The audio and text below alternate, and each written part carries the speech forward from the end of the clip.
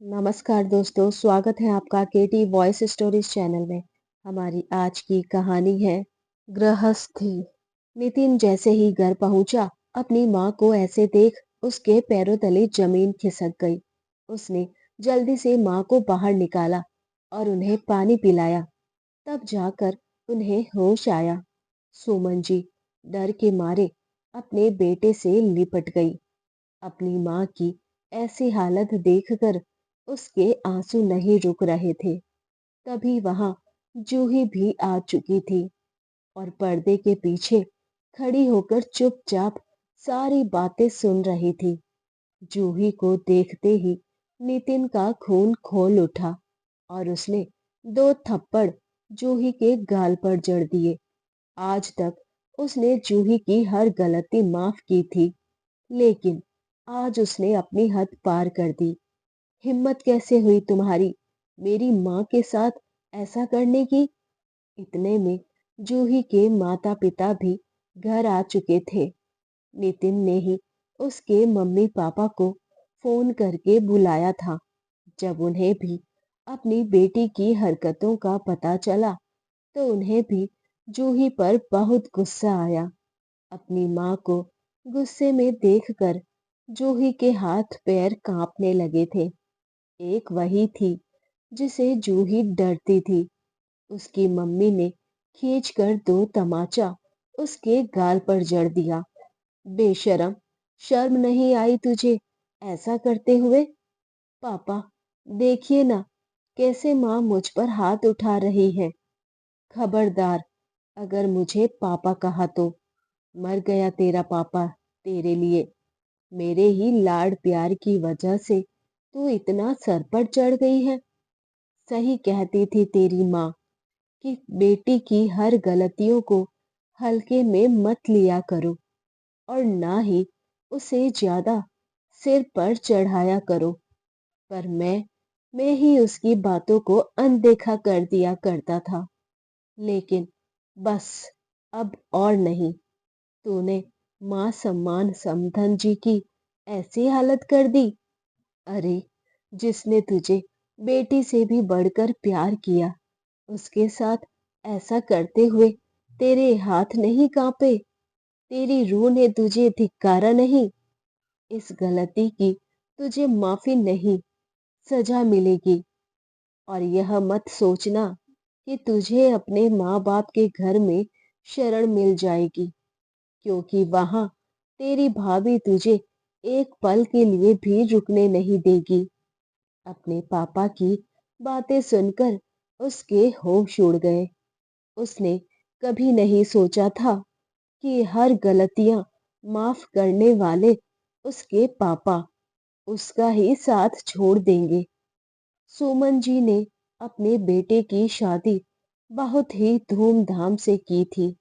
जूही को बहू के रूप में पाकर वो बहुत खुश थी। सुमन जी और पंकज जी के एक बेटा और एक बेटी थी।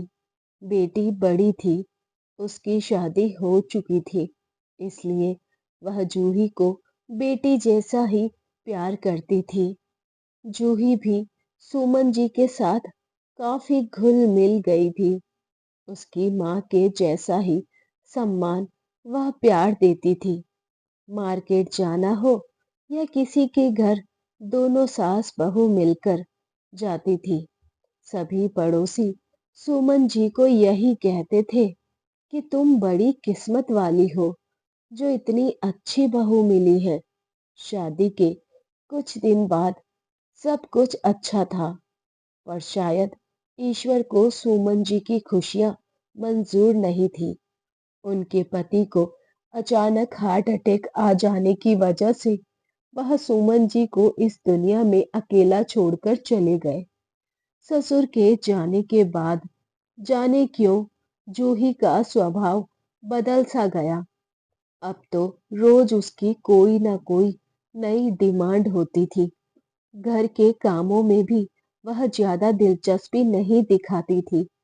सुमन जी कहीं साथ चलने को कहती तो साफ मना कर देती थी। हद तो तब हो गई जब उसने सुमन जी और नितिन पर मकान अपने नाम करने का दबाव बनाना शुरू कर दिया, क्योंकि उनका मकान 2 मंजिला था। नीचे के पोर्शन में सुमन जी रहती थी और ऊपर किराएदार रहते थे। कैसे वह अभी से मकान बहू के नाम कर देती? आखिर अब यही तो उनकी आमदनी का जरिया था। बेटा नितिन भी पत्नी को बहुत समझाता था कि वह ऐसी बातें ना किया करे, माँ को तकलीफ होगी। तो जूही उससे ही लड़ने लगती और कहती, तुम तो माँ के चमचे हो। जब नितिन ने उसकी बात नहीं मानी, तो वह बात बात पर उसे घर छोड़कर जाने की धमकी देती और झूठे केस में उसकी माँ को जेल भेजने को कहती। नितिन 2 दिन के लिए शहर से बाहर गया हुआ था। कंपनी वालों ने ही उसे किसी काम से भेजा था। वह अपनी माँ को छोड़कर नहीं जाना चाहता था, लेकिन काम ही ऐसा था कि उसका जाना जरूरी था।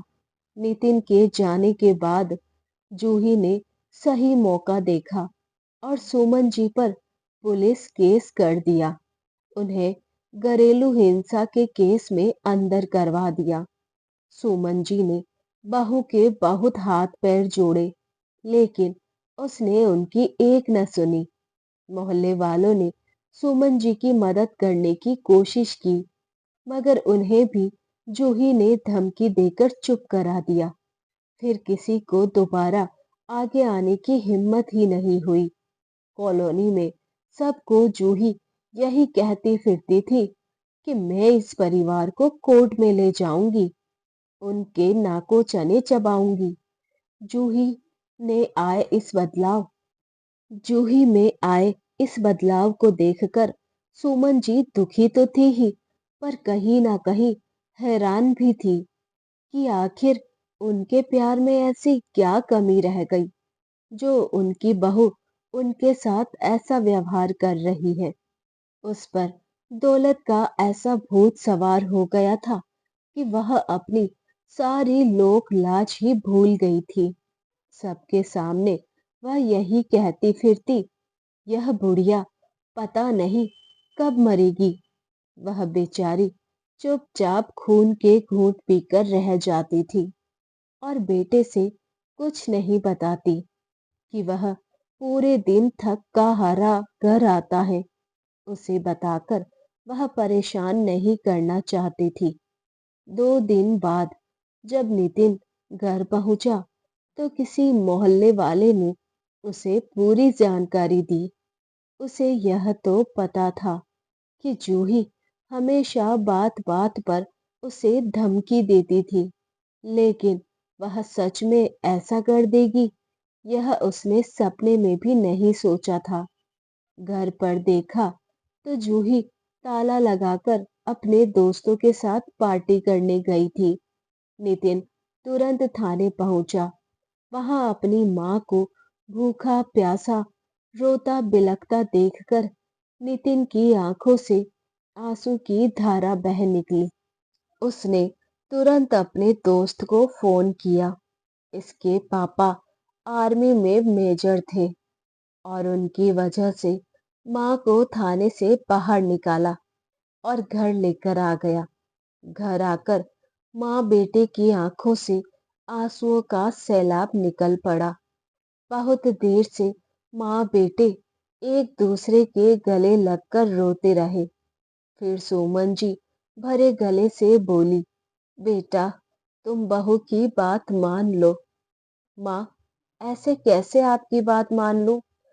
सारी जिंदगी आपने हमारे लिए मेहनत की, ना दिन देखा ना रात, हर समय बिना थके एक पैर से दौड़ती रही, ना जाने कितनी मुसीबत को झेलती रही।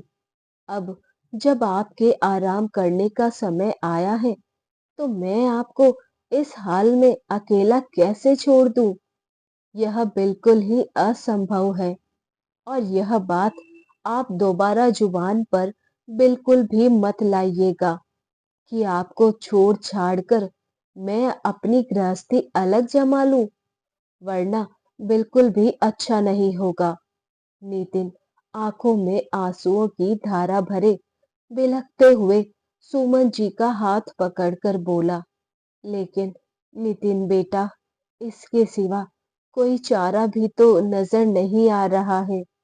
क्योंकि यह भी तो सोचने की कोशिश करो, जिसके साथ साथ फेरे डालकर, जिसके सुख दुख में हर पल भागीदार बनने का दायित्व लेकर उसे इस घर में लाए हो, तो उसकी भी तो भावनाओं का ख्याल रखना पड़ेगा। मुझे मैंने तुम्हें ऐसे संस्कार तो बिल्कुल भी नहीं दिए थे।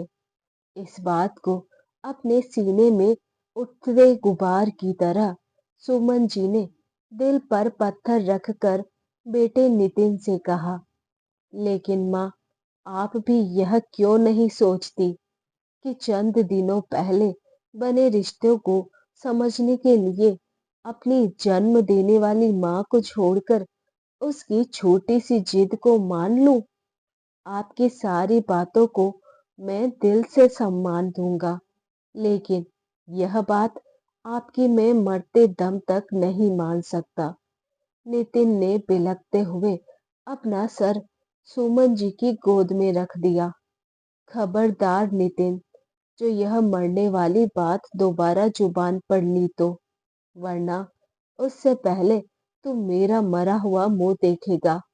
मैं इस दिन के लिए तुमको पाल पोस कर बड़ा नहीं किया था कि तू मेरे सामने मरने की बात करे। सुमन नितिन की बात सुनकर एकदम बड़ी जोर से चहक उठी। उनको लगा कि जैसे किसी ने उनके सीने पर छुरियां चला दी हो। बिना माँ बाप की बेटी सुमन जी, जिसको उनकी बुआ ने बड़े ही एहसानों से पाला था और पंकज जी से उनकी शादी कर दी थी, अपनी सारी जिम्मेदारियों से पल्ला झाड़ लिया था। उधर गरीब और अनाथ सुमन जी ससुराल में किसी को भी पसंद नहीं थी, क्योंकि वह भारी भरकम दहेज नहीं लेकर आई थी। नितिन जब पैदा हुआ, उसके 2 साल बाद ही पंकज जी को पैरालिसिस अटैक आया और वह बिस्तर पर आ गए थे। ससुराल वालों ने दुनिया भर के ताने दिए और सुमन जी को दूध मुंह बच्चे नितिन के साथ किसी भी तरह प्रताड़ित करते रहते थे। एक एक पैसे से मोहताज हो चुकी सुमन जी को किसी काम की तलाश थी। सुमन जी ज्यादा पढ़ी लिखी तो नहीं थी। किसी तरह से वह अपने स्कूल की एक टीचर के पास पहुंची, जहां वह बचपन में पढ़ा करती थी। उस टीचर ने सुमन जी की परिस्थितियों को देखते हुए दया करके स्कूल में ही चपरासी के कार्य के लिए रखवा दिया था। किसी भी तरह से उनकी आजीविका चलने लगी और नितिन के थोड़े बड़े होने पर सुमन जी ने उस स्कूल में नितिन का एडमिशन करवा दिया। लेकिन जब नितिन थोड़ी बड़ी क्लास में पहुंचा, तो रुपए पैसों की समस्या आने लगी। उधर पति की दवाइयों का खर्च और इधर बेटे को बड़े कॉलेज में भेजने का खर्च। क्योंकि नितिन बड़ी तीव्र बुद्धि का था, तो वह उसे अच्छे से अच्छी शिक्षा दिलवाना चाहती थी। उस समय सुमन जी ने स्कूल की ही एक दो टीचर के घर झाड़ू पोछा और बर्तन का काम भी करना शुरू कर दिया। अब तो चाहे जाड़ा हो या गर्मी हो या फिर बरसात हो, सुमन जी को तो हर समय काम करना ही था। इधर नितिन पढ़ने में बहुत होशियार निकल गया और हर क्लास में अच्छे नंबरों से पास होते हुए बी.कॉम एम.कॉम कर लिया। भाग्य प्रबल था नितिन और सुमन जी का कि नितिन को बैंक में नौकरी भी बहुत जल्दी मिल गई। अब बैंक में नौकरी मिलते ही जो रिश्तेदार लोग नजरें चुराते थे, वह अपना व्यवहार बढ़ाने लगे। लेकिन सुमन जी ने उन सब को दरकिनार करते हुए नितिन की शादी बड़े अरमानों के साथ की थी। लेकिन उन्हें क्या पता था कि जिस बहू को बड़े अरमान के साथ लाई थी, उसी की आंखों में सुमन जी खटकने लगी थी। अब तो जूही को नितिन का सुमन जी के पास उठना बैठना, बातें करना, सम्मान करना कुछ भी नहीं सुहाता। उन्हें हमेशा उल्टी सीधी सुना देती और उन्हें दुनिया भर के ताने मारती। उसने बस फिर तो एक ही जिद पकड़ ली कि यह घर उनके नाम करके अपनी गृहस्थी अलग कर ले, और यह भी धमकी देने लगी कि अगर तुम अलग नहीं रहोगे, तो इस घर को मेरे नाम नहीं करोगे, तो मैं तुम्हारी माँ पर घरेलू हिंसा का केस कर दूंगी। बस इसीलिए सुमन जी ने बेटे की गृहस्थी को बर्बाद नहीं होने देना चाहती थी। उनको लगता कि उसने तो बहुत दुख भरे दिन देखे हैं, लेकिन बेटा तो कम से कम सुखी रहे। और वह नितिन को घर बहू के नाम करके अलग गृहस्थी बसाने के लिए मना रही थी। बेटा कैसे भी करके सही, लेकिन मेरी अब तक की जिंदगी जैसे तैसे कट गई। अब तक मैंने अपनी जिंदगी संघर्षों में काटी है, आगे भी काट लूंगी। तू मेरी वजह से अपनी जिंदगी ऐसे कांटों में मत बिताओ। मेरी मानो तो जूही की इच्छा पूरी कर दो, वरना वह तुम्हारा घर बसने से पहले ही उजाड़ देगी। लेकिन इधर नितिन तो जैसे जिद पर अड़ गया था। माँ, जूही कल को मायके जाती है तो आज ही चली जाए, और अब आप चिंता मत कीजिए, वह आपको दोबारा जेल नहीं भेज सकती।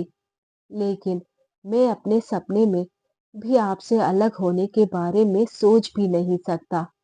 और आपको मेरी कसम है, जो आपने दोबारा मुझे अपने से अलग रहने के बारे में कोई भी बात कही तो। कहते कहते नितिन फूट फूट कर रो पड़ा। मेरे बच्चे, अपनी कसम देकर मेरे हाथ मत बांध, क्योंकि तुम्हारे सिवा इस दुनिया में मेरा आखिर है ही कौन। सुमन जी जोर जोर से रो पड़ी। इतने में जूही भी घर आ चुकी थी। पर्दे की ओट में खड़ी सब कुछ सुन रही थी। वाह, माँ बेटे का भरत मिलाप हो चुका हो तो मैं कुछ बोलूं? वह कुछ बोलती इससे पहले ही नितिन ने गुस्से में उसको दो थप्पड़ रख दिए। तुम्हारी हिम्मत कैसे हुई मेरी माँ के साथ इतना घिनौना काम करने की? तुमसे पहले मेरे लिए मेरी माँ है। तुम जानती भी हो, जिस दौलत की लालच में तुम यह घर अपने नाम करने की सोच रही हो, और एक माँ को उसके बेटे से अलग करने की बात कर रही हो, वह घर मेरी माँ ने एक एक पाई जोड़कर जैसे तैसे खरीदा है। सुमन जी भी बहू से बोली, बहू, मेरे प्यार में क्या कमी रह गई थी जो तुमने मेरे साथ ऐसा किया? माँ जी, यही सोचकर मैं आपसे कुछ कहना चाहती हूँ कि अगर तुम यह घर मेरे नाम नहीं कर सकती, तो मैं अपनी अलग गृहस्थी को बसा सकती हूँ, वरना मैं इस घर को छोड़कर हमेशा हमेशा के लिए अपने पापा के पास चली जाऊंगी। और तुम्हारी बातों से आपको महसूस हुआ कि नितिन इस बात के लिए बिल्कुल भी तैयार नहीं है। बस, तो फिर मैं इस घर को हमेशा हमेशा के लिए छोड़कर जा रही हूँ। बहू के घर छोड़कर जाने की जिद के कारण सुमन जी बेटे को बार बार मना रही थी। बेटा, बहू को इस घर से मत जाने दो, वह हमारे घर की इज्जत है। लेकिन नितिन नहीं माना। इतने में जूही के मम्मी पापा घर आ चुके थे। नितिन ने ही उसके मम्मी पापा को फोन करके बुलाया था। जब उन्हें भी अपनी बेटी की हरकतों का पता चला, तो उन्होंने भी जूही पर बहुत गुस्सा किया। अपनी माँ को गुस्से में देख जूही के हाथ पैर कांपने लगे थे। एक वही थी जिससे जूही डरती थी। उसकी मम्मी ने खींचकर 2 तमाचे उसके गाल पर जड़ दिए थे। बेशरम, शर्म नहीं आई तुझे ऐसा करते हुए? पापा, देखिए ना कैसे माँ मुझ पर हाथ उठा रही है।